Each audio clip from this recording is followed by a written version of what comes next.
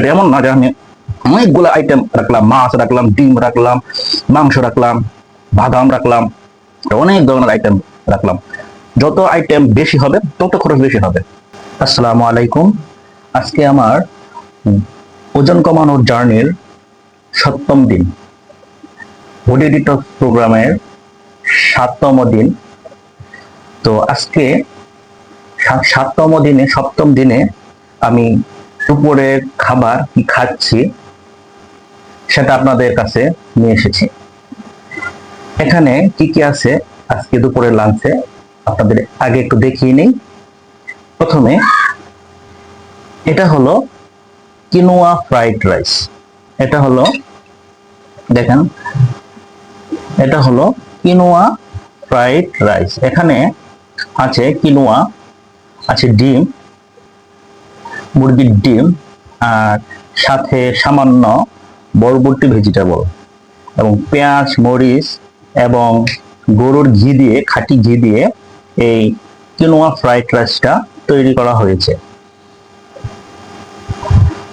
তারপর quinoa fried রাইসের সাথে আমরা আর কি কি খাবো সেটা আপনাদেরকে দেখাচ্ছি। এখানে আছে 3 পিস মাছ, মাছ ভাজি। এই মাছ ভাজি কিন্তু ঘানি ভাঙা খাঁটি সরিষার তেল দিয়ে অল্প আঁচে ভাজা হয়েছে। অতিরিক্ত ভাজা হয় নাই, যেন শরীরের জন্য ক্ষতিকর হয়, এর জন্য অল্প আঁচে এগুলো ভাজা হয়েছে।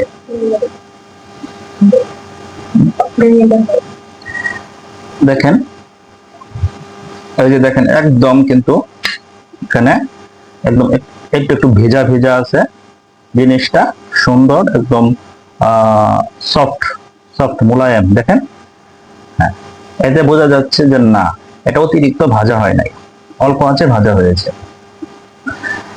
তারপর এটার সাথে আছে এখানে কাঁচকলা ভাজি। এটা যদি লাগে নিব, না হলে এটা আমি সন্ধ্যার জন্য রেখে দিব। এই কাঁচকলা ভাজিটা পেঁয়াজ, মরিচ, সরিষার তেল এগুলো দিয়ে অল্প আঁচে ভাজা হয়েছে। দেখেন, কাঁচকলা ভাজি।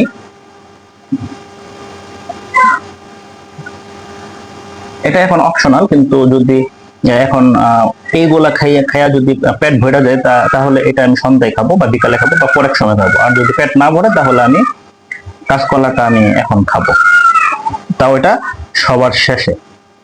তারপর এখানে আছে আমার সতে ভেজিটেবল, যেটা আমি প্রতিদিন খাই। আর আমি প্রতিদিন লাস্ট এই পর্যন্ত যে কয়েকদিন লাঞ্চের ভিডিও আপনাদের দেখিয়েছি, প্রতিদিন কিন্তু ব্ল্যাক রাইস ছিল, কিন্তু আজ প্রথম ব্ল্যাক রাইসের পরিবর্তে আপনাদেরকে আমি দেখাচ্ছি কিনোয়া ফ্রাইড রাইস। আর সটের ভেজিটেবল আমি কিনোয়া ফ্রাইড রাইস এবং মাছ দিয়ে খাবো। প্রথমে আমি সটের ভেজিটেবল দিয়ে সামান্য একটু কিনোয়া খাবো, তারপর সটের ভেজিটেবল দিয়ে একটু মাছ খাবো, তারপর আমি কিনোয়া দিয়ে মাছ খাবো, বাস এইটুকুতেই শেষ হবে।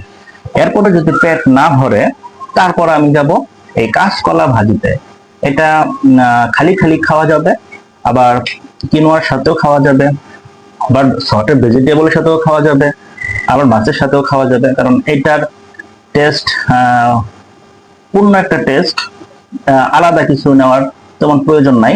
তবে যদি শুধু শুধু কোনো মিল হয়, মানে খালি কোনো মিল হয়, তাহলে সাথে আপনি ডিম রাখতে পারেন। আমি সাধারণত এটার সাথে ডিম রাখি, যদি আর কোনো কিছু না থাকে তাহলে এটার সাথে আমি প্রোটিন সমৃদ্ধ ডিম রাখি, তাহলে আমার ফাইবার এবং প্রোটিন একসাথে আমার হয়ে যাচ্ছে, ফ্যাট, প্রোটিন এবং ফাইবার। তো এখন আমি শুরু করি আমার ওজন কমানোর জার্নির 7ম দিনের দুপুরের লাঞ্চ। বিসমিল্লাহ।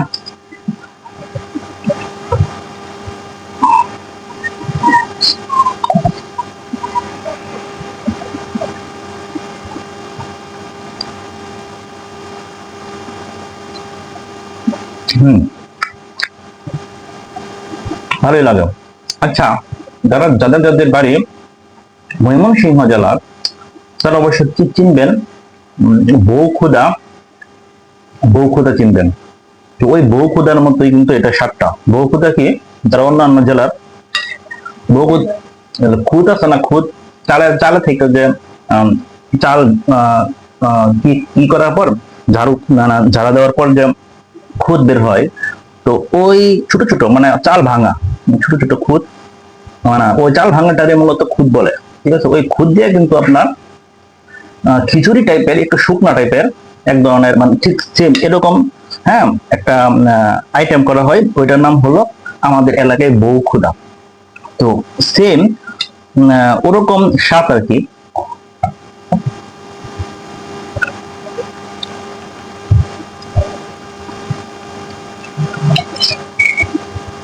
করো এই কাটা,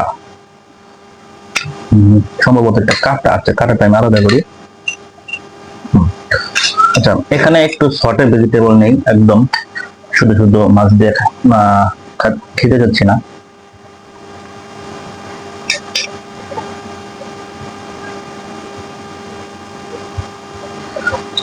একটু সর্টেড ভেজিটেবল নিচ্ছি।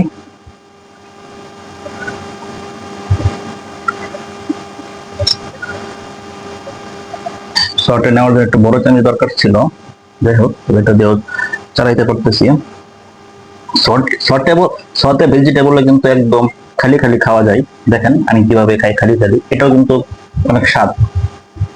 এখানে প্রত্যেকটা জিনিস আলাদা আলাদা করে খাওয়া যাবে। এটা একটা পূর্ণাঙ্গ স্বাদ, মাছের একটা পূর্ণাঙ্গ স্বাদ, এটার একটা পূর্ণাঙ্গ স্বাদ, তারপরে এই কাঁচকলারও একটা পূর্ণাঙ্গ স্বাদ। ঠিক আছে, কিন্তু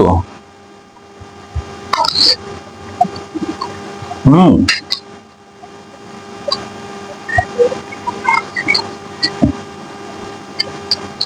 কিন্তু যারা সাদা ভাত দিয়ে খান, তরি তরকারি শাক ভাজি, দেখবেন যে ভাত ছাড়া ওই খাবারগুলো, ভাজি হোক তরকারি হোক, মানে খালি খালি খাওয়া যায় না, হয় লবণ বেশি লাগে, না হয়তো অন্যরকম লাগে, এটা ভাত দিয়েই খাইতে হয়। কিন্তু এখানে প্রত্যেকটা আইটেম তার পূর্ণাঙ্গ স্বাদ বজায় রাখে, একটা আইটেম আর একটা আইটেমের উপর ডিপেন্ড করে না। এটা হলো এটার বিশেষত্ব।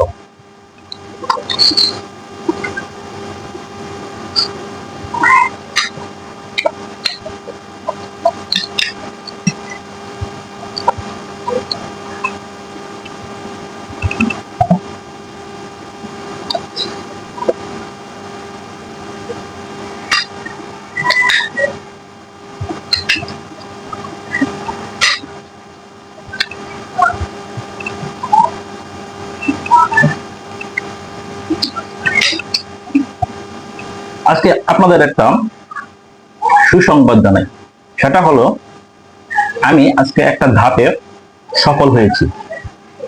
ধাপটা কি? ওজন কমানোর যে প্রথম ধাপ, বডি ডিটক্স প্রোগ্রাম, এটাই, এই ধাপটা আমি অতিক্রম করতে পারছি সুন্দর মতো। 1 সপ্তাহ ছিল আমার এই ধাপের সময়, তো আমি এই ধাপটা সম্পূর্ণ করতে পারছি আল্লাহর রহমতে। কোনো ধরনের ভুল কিছু খাইনি আমি। আমি আমার ক্রেভিংসটাকে নিয়ন্ত্রণ করতে পারছি, কারণ এই সমস্ত হেলদি খাবারের জন্য এবং পরিমাণ মতো। এছাড়াও ছিল আমার এই সময়ে গ্রিন জুস ছিল, তারপর ছিল হলুদের বুস্টার ছিল, তারপর চিয়া সিড, টুকমাদানা, এইসবগুলোর ভুসি পানীয় ছিল। এছাড়াও ছিল খালি পেটে সকালবেলা একদিন পর পর খাইছি আপনার সোডা, সোডার পানি খাইছি। তারপরে বাদাম আছে, আরো অনেক কয়েক ধরনের পানীয় ছিল, যার কারণে আমার আল্লাহ রহমতে আমার ক্রেভিংস নিয়ন্ত্রণ ছিল। আর এই সবগুলা আমি ডাক্তারের পরামর্শে এবং পুষ্টিবিদের পরামর্শে আমি আমার ডায়েট চার্ট এবং আমার সব কিছু সাজিয়েছি।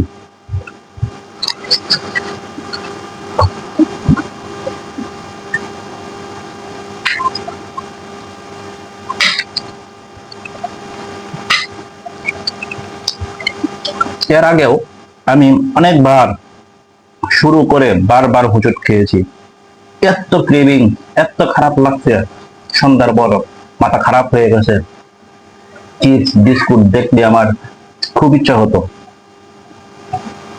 আর 2-3 দিন বা 1 দিন পরে পরে আমার বিরিয়ানির যে ক্রেভিংস হইতো, আল্লাহর রহমতে এই 1 সপ্তাহ কিন্তু হয় নাই। কেন হয় নাই? এই সমস্ত খাবারের জন্য।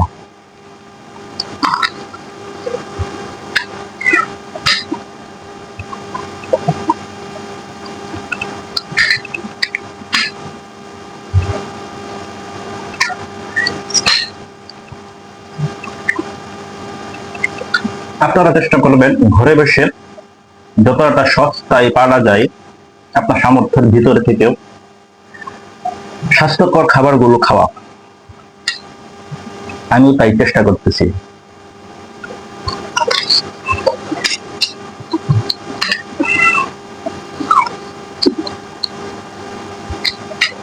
দেখেন, আমার এখানে কিন্তু ডিম নাই, এক্সট্রা কোনো ডিম নাই। কিনোয়া ফ্রাইড রাইসের সাথে আমার ডিম আছে, কিন্তু গত 2-3 দিনের যে লাঞ্চ ভিডিও আপনারা দেখছেন, কোথাও কিন্তু ডিমের ভিডিও দেখবেন না। কেন দেখবেন না?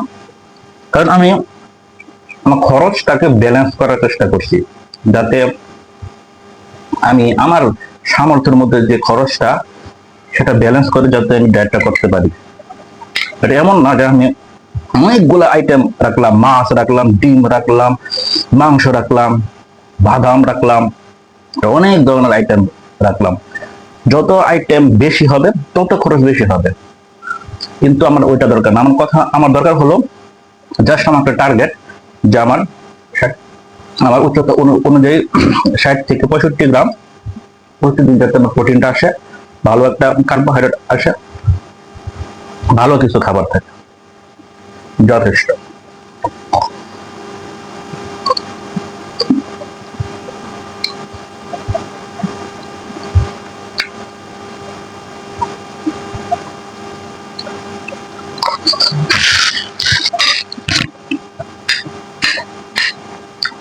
আগামীকাল থেকে আমি ফ্যাট অ্যাডাপ্টেশন শুরু করব। ফ্যাট অ্যাডাপ্টেশনটা কি আমি আমার একটা ভিডিও দিব। ফ্যাট অ্যাডাপ্টেশনটা কি আমি কালকে থেকে ফ্যাট অ্যাডাপ্টেশন শুরু করব। তখন আমার এই কার্বোহাইড্রেট, মেইন কার্বোহাইড্রেট সমৃদ্ধ যে খাবারগুলা, এগুলো আমি বাদ দিব। কিন্তু এই শূন্য জায়গার মধ্যে আমি বেশি করে শাক সবজি, ডিম, মাছ, মাংস, মাছ বা মাংস আমি খাবো।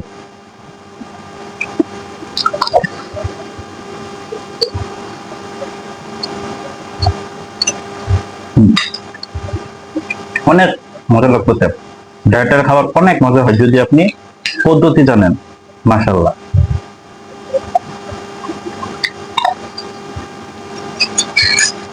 তো আমার খাওয়া শেষ করতে আরো অনেক দেরি হবে। আপনাদেরকে শেষ পর্যন্ত বসিয়ে রাখবো না। আমার যতটুকু শেয়ার করার কথা ছিল, ইচ্ছা ছিল, শেষ হয়ে গেছে। তো আপনারাও চেষ্টা করবেন, ডায়েট করেন আর না করেন, ওজন কমান আর না কমান, ভালো খাবার খাবেন, খারাপ খাবার পরিহার করবেন। এক সময় আপনি সুস্থ হয়ে উঠবেন। আল্লাহ হাফেজ।